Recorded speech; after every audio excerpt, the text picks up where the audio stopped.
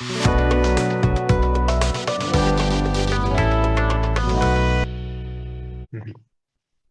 Okay. So, starting with our talk today. Yeah, I can start by presenting myself and how I got into this whole blockchain space to begin with. So my name is Noam Romano. I'm originally from Denmark and Israel, and I've been studying Amsterdam for the last 2.5 years. And I participated in the International Blockchain Olympiad in 2019 and also, no, in 2020, sorry, in 2021.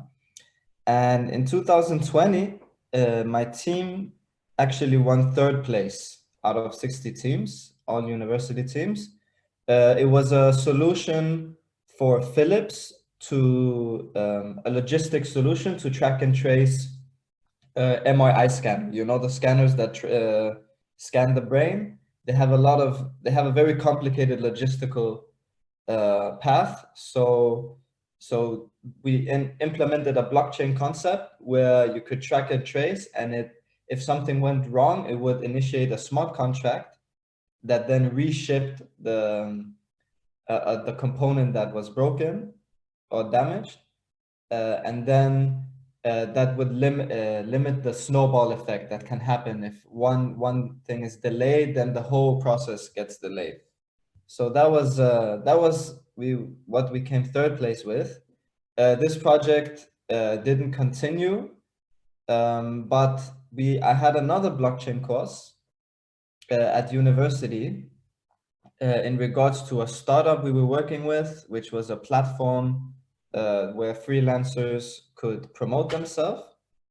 And then this blockchain concept, this review ledger, which I'm gonna present to you in a moment, is where this sprung out from. So it sprung out actually from a whole different concept, which was we tried to implement a blockchain solution in it, but the blockchain solution actually ended up being way more valuable.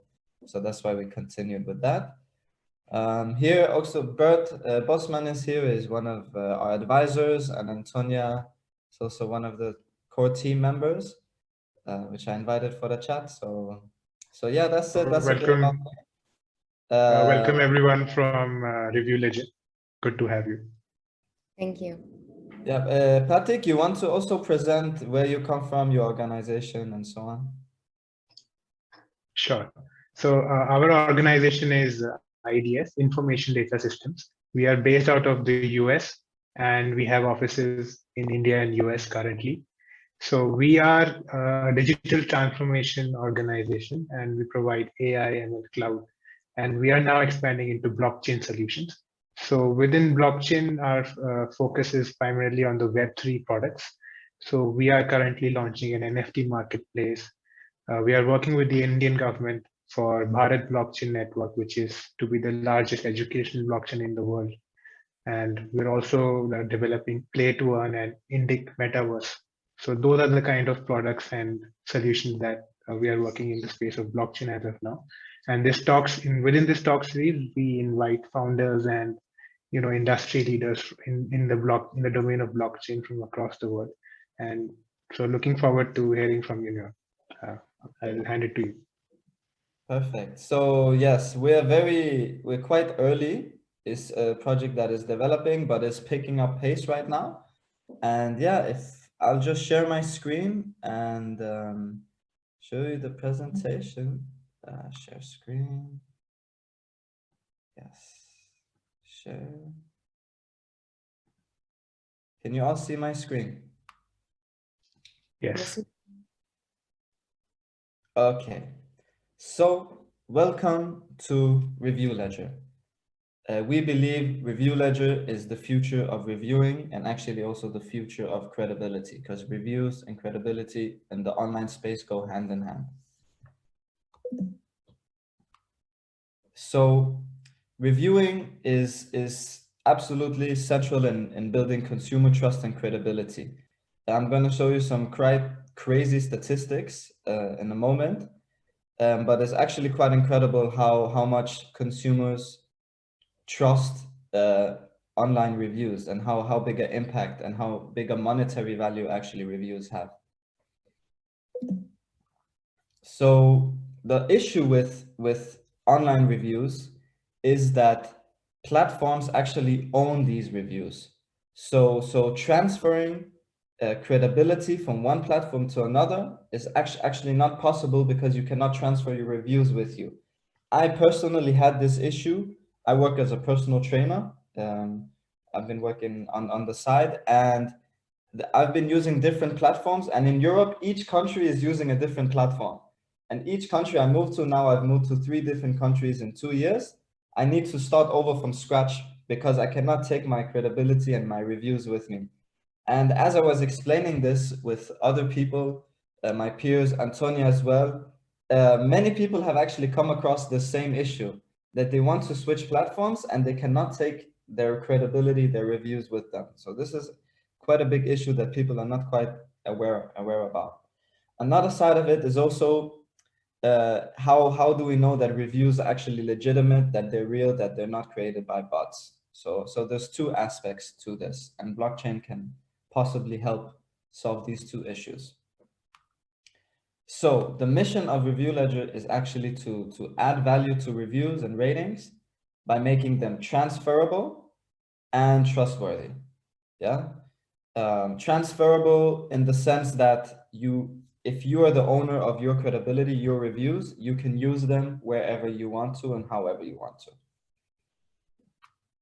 So here are some really interesting statistics. Only 3 to 10% of people actually write reviews.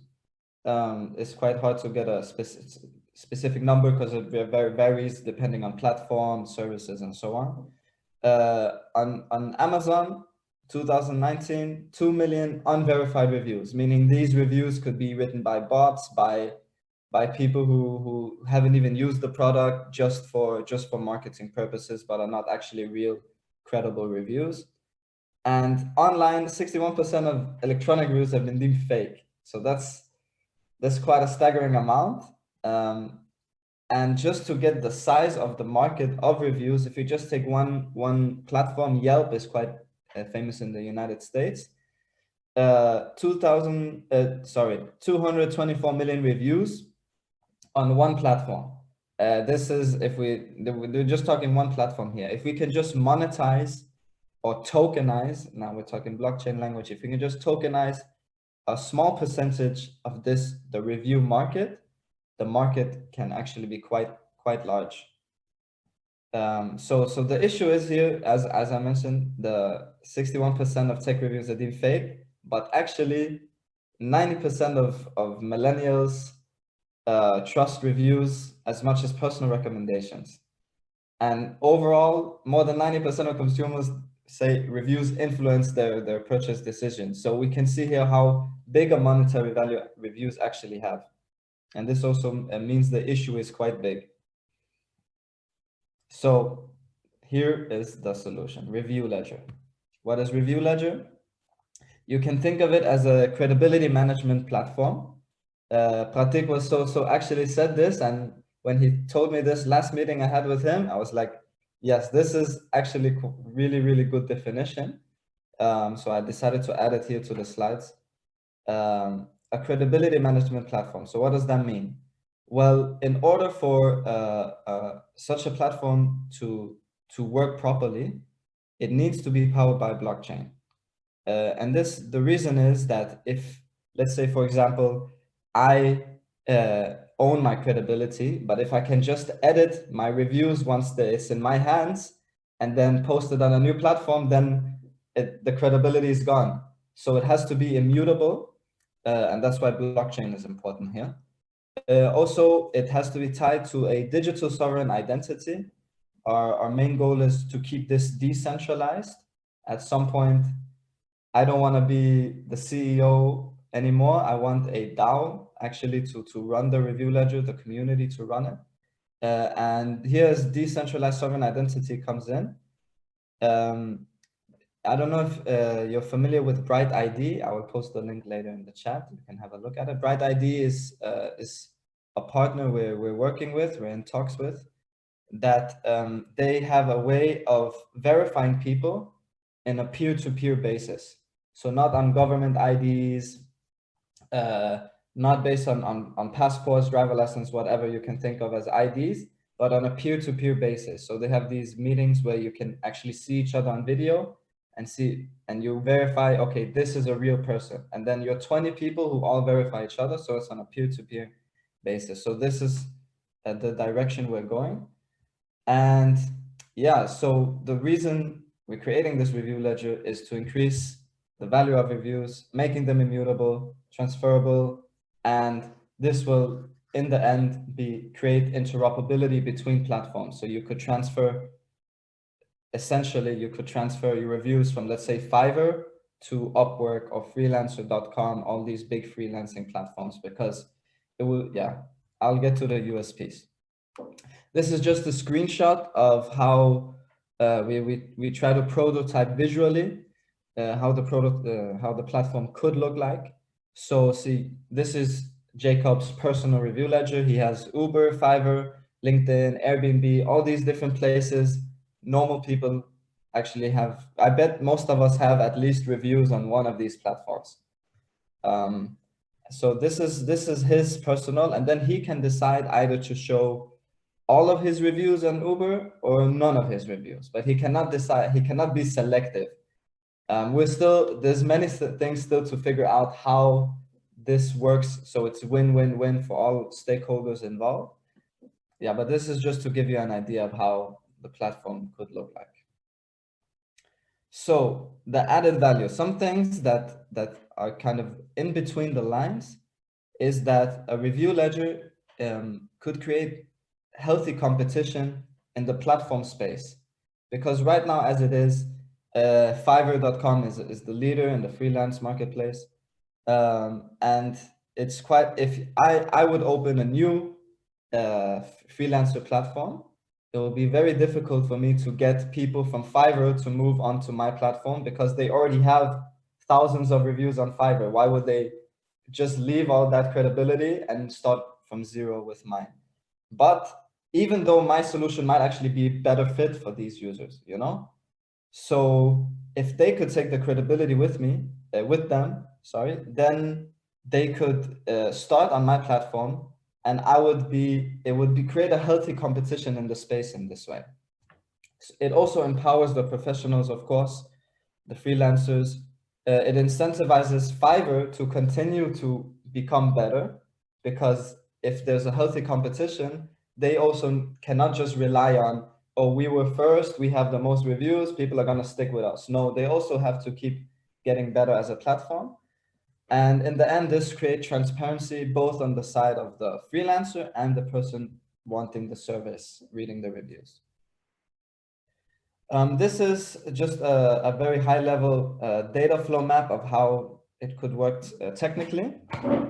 I'm not a developer. I come from a business innovation background, so I know what blockchain is capable of, but the technicalities, I'm still learning quite a lot. So the key elements are interoperability. I already mentioned this, digital sovereign identity, keep it decentralized, and this ledger of reviews. How this is all connected is, one is through APIs or data scraping, could also call it, from platforms that would put the data on a review ledger, make it immutable before it comes in the hands of the owner. Connect the professional with the digital sovereign identity. Also the reviewer, if a person writes a review, this is the next step for review ledger, is where we want to create a token system where once you write a review, you can receive tokens for that. I don't know if any of you are familiar with Sweatcoin, for example. It's an app that tracks a step counter where you get coins for steps. But steps don't really have any monetary value, and you still get tokens for it. So why should you not also be able to get tokens for writing reviews, which actually have a big monetary value? So this is the direction we're going. But first, the first thing we're focusing on is creating this platform. So the reviewer also would have to be connected to a digital sovereign identity. That was the way I was going. So yeah, this is just a very high level data flow map. This is where we're at right now. We're recruiting a development team. We're organizing a hackathon in order to possibly get developers on board, creating an MVP. This hackathon is taking place in February. By March, we want to have our first MVP, iterate on it, and we want to participate again in the International Blockchain Olympiad. I think this is a very good opportunity. I'm still a university student, also Antonia, and yeah, for any university students listening, yeah, IBCall is a great opportunity to show your concepts, develop it, get feedback. So this is why we're also going to participate again this year, and the competition is growing at a very high pace, actually. Just from the two competition I participated in, the prizes tripled from $1,000 one year to 10,000 the next year. So it's growing at a really rapid pace. And we're aiming for an IDO in early 2023. Yes, and we're very careful about investments, since we want to really focus on decentralization and not get dumped by possible venture capitalists who would buy review coin and then dump it after a few months. So we want to really keep a community funding rather than big VC funding. So that's the direction we're going. And the future vision, in the end, what we see possible is that actually there will be interoperability between LinkedIn, Fiverr, Upwork, all major platforms you can think of. That review ledger would be a normal addition to your CV. If an employer could ask for the review ledger, to see your review ledger.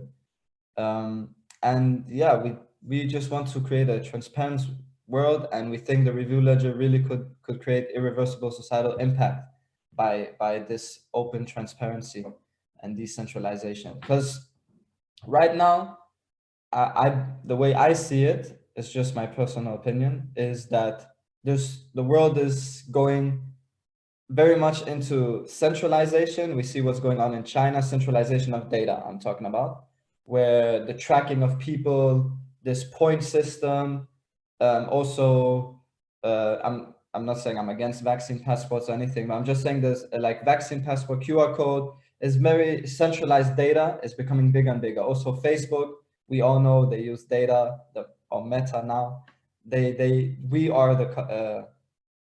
we are the product. They are collecting our data, and it's very centralized. We want to be the opposition to that. We want to create a decentralized future. And this is where review ledger can play a big part, we believe. So yeah, that was it for review ledger. I hope it was interesting. And if you have any questions, any feedback, any thoughts, now is the time to have a nice open discussion. So firstly, thank you, Noam, for a wonderful talk and sharing your vision. So definitely, even we at IDS working on blockchain products, and that is also our vision to actually be able to decentralize some of the things which we are experiencing as very centralized now. So like with your product in particular, so one aspect is the reviews, and the second aspect is the identity, as in the user's identity. So user will have to take their identity as well, not just their reviews. So you will be creating a professional identity, I believe, for them on blockchain, and the reviews would then be, clubbed to that particular identity. So that is definitely a big space to work on. That's a big opportunity to work on. But what are the challenges do you see as of this now to be able to expand this exponentially? So one side of it, I know in the UK, for example, they're making new laws where actually these big platforms, they are obliged to give people their data. I'm not sure if this is the case in all countries. I know there's ongoing development about data laws where users are actually yeah, they are supposed to be the owners. It's not happening, but they're supposed to be the owners of their data. If this development continues, this will minimize the challenges we're going to have. But definitely these platforms, they don't want to give away their data just so easily. So I think this is one challenge we're going to have possibly, is how we can scrape or take data, review data, rating data from these websites, and do it in a transparent and immutable manner. So I think that's the biggest challenge, actually. Yeah.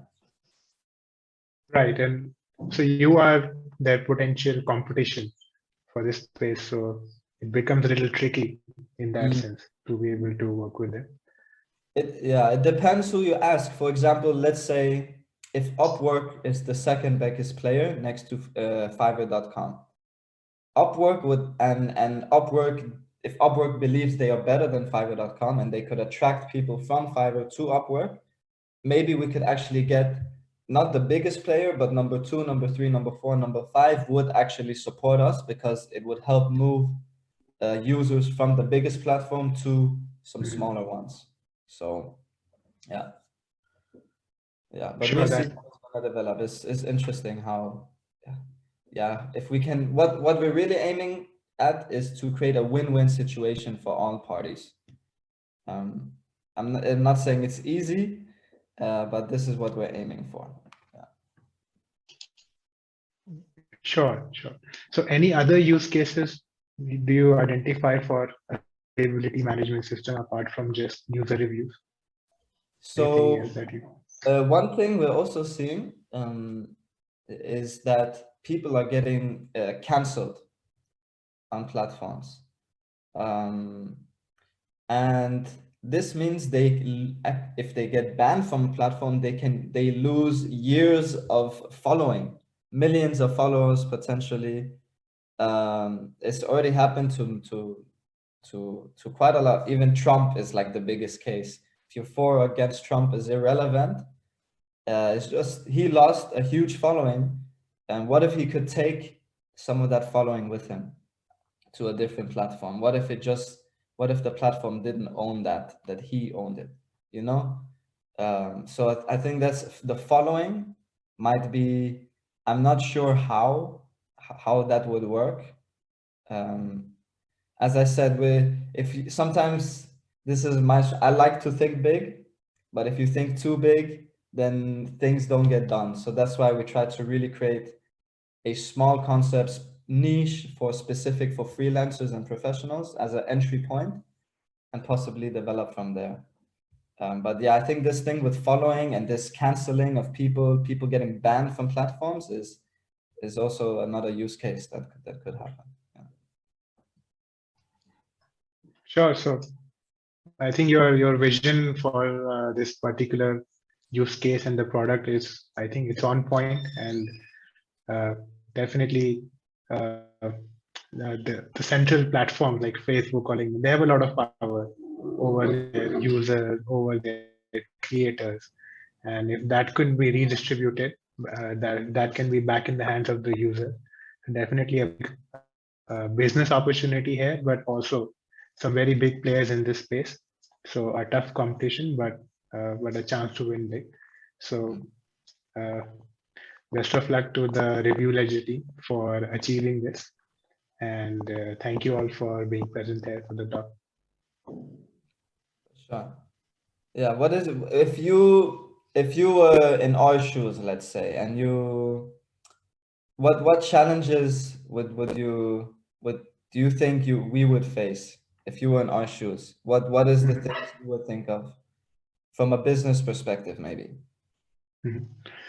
So from what I think, uh, the let's say a platform like Facebook, so their entire revenue comes from, most of their revenue at least comes from advertisement. And that advertisement is able to execute only because they have user data. So the revenues is in billions. So it's for a number of platforms like Facebook, LinkedIn, for all of them. So it's so these are very big players, who have that monopolistic power over here. Mm. And with Web3 and blockchain, the promise is that the power can shift from these players back to the user, back to the creators, and that will eventually happen. But the challenge is just this: you are going to break certain monopolies, and these monopolies are going to fight back. I think that's where it's going. That's what's going to happen, and those are the challenges. But Mm. eventually, I also see the vision that this will eventually happen. Okay. Yeah. Yeah. So it is this ongoing battle that's Mhm. coming up right now. Especially will be interesting with the metaverse, if decentralized metaverse versus centralized metaverse, and how this gonna play out. So you said you're doing something, NFT marketplace. Mhm. One thing we've been discussing is actually if a review or a rating can be made into an NFT, and in that Mhm. way it's more interoperable and more user friendly, maybe, in a way. What is your take on that, and the use of Mhm. NFTs in different industries? And yeah. So I believe your reviews would anyways be NFTs, because so with blockchain, it could either be a fungible token or a non-fungible token. So since Mm. your reviews are unique in nature, they are by essence they are non-fungible. So I think they're NFTs anyways. And so what you can actually do is maybe uh, I'm not sure how how that can be, but they are NFTs in my opinion. Mm. And so you would have to probably build an identity management system first. So I have a professional identity, let's say on LinkedIn, and a lot of things are then uh, operating with that. A lot of things comes with that. I'm able to speak to people. I'm able to put my CV and everything. So at the core, I see your product as an identity management. And then one thing that you're joining right now is reviews. And then you can add more services to it. If you eventually become a professional identity management, a decentralized one on blockchain, I think that which is a possible direction for you in the future. But Mm. definitely you're starting with the reviews as of now. So that's one step at a time. Yeah, exactly. Yeah, so you're saying you actually see reviews on the blockchain are actually non-fungible tokens, are actually NFTs in the essence. Yes, I believe they are NFTs. Yeah. Interesting. Yeah. So that is something we've been discussing, how we can incorporate. Um, so how do you see, now with the platforms you're building and token models and so on, like economic models, how are you going about building these, defining them? Because this is something we're discussing. Some of our advisors are taking courses on new economic models, new, also me and my university, and is more challenging than I thought, actually, to create these token models, economic models. So what is your take on this with the project you're working on? So I'm also not from a technical background. I'm at the marketing end of my firm. So definitely, like with the new products that we're going to see in Web3, new economies are going to come up, and very different from the Web2 economies. So new economy that is decentralized, that would enable a sort of value exchange over the internet that we were doing through these platforms earlier. Now we can do that free of those platforms. So like these are some like defining changes that will happen because of Web3. But the exact economies that will emerge, I mean, that there can only be speculations, because we'll only once these products have mass adoption, only then we can completely understand what kind of economy will emerge.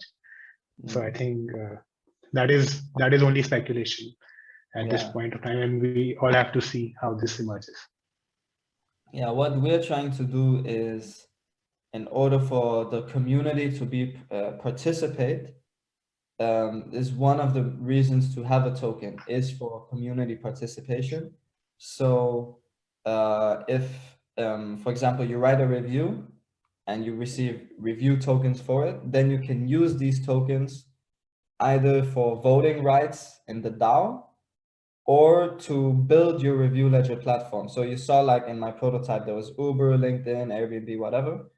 Then for each new set of data, you would have to stake or use these tokens in order to build it up. And this way you create an interaction, actually use case for these tokens and not just another meme coin, you know? Yeah.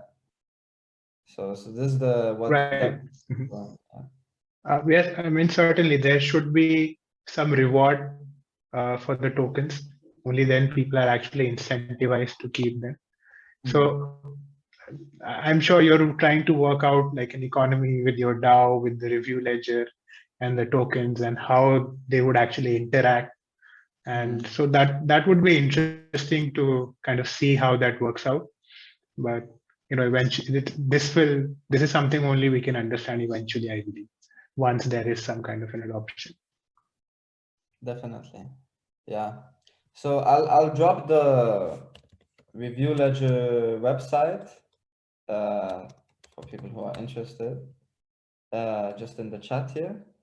Yeah, and as I said, we're also organizing this hackathon where any level of developers are welcome. Also, Pratik, if you know some maybe students, family members, anyone who's there's some cash prizes involved for first, second, third place.